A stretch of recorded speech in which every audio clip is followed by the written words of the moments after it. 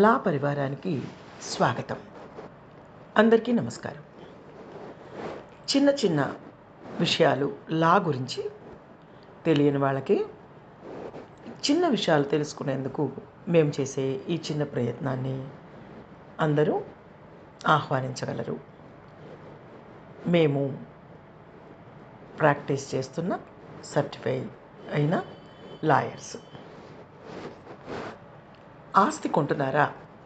అయితే ఈసీ గురించి ఖచ్చితంగా తెలుసుకోండి. ఈసీ అనగా ఎన్కంబరెన్స్ సర్టిఫికేట్ అంటే ఏమిటి? దీనిని తెలుగులో భార రహిత ధృవీకరణ పత్రం అంటారు. ఒక స్థలం, ఇల్లు లేదా భూమిపై ఏవైనా బ్యాంకు లోన్లు, తనఖాలు, కోర్టు వివాదాలు లేదా గతంలో జరిగిన అమ్మకాలు ఉన్నాయో లేదో అని స్పష్టంగా తెలిపే అధికారిక పత్రమే ఈ ఈసీ.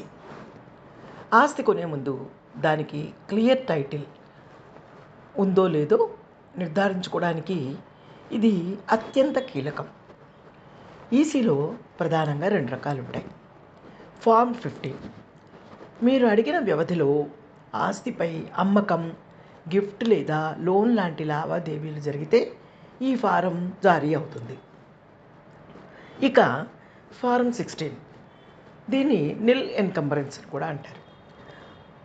ఆ కాల వ్యవధిలో ఎలాంటి లావాదేవీలు జరగకపోతే ఎలాంటి భారం లేదని ఈ ఫారం ఇస్తారు.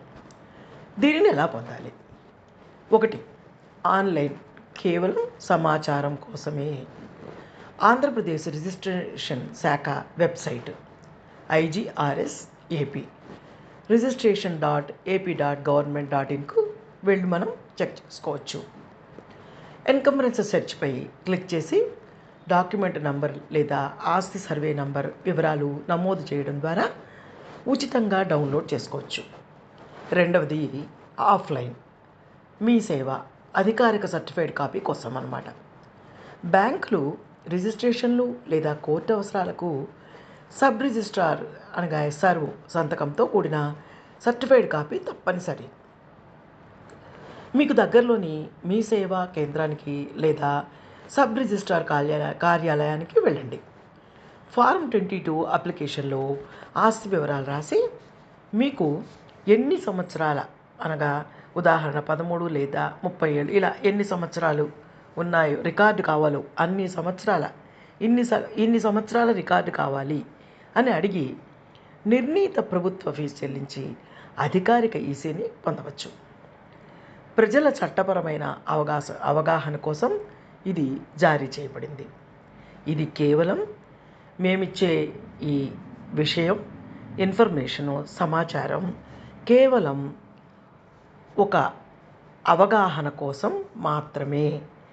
దీనిని మీరు విని మీకు ఉపయోగపడినంతగా సబ్జెక్టుని ఉపయోగించుకొనగలరు.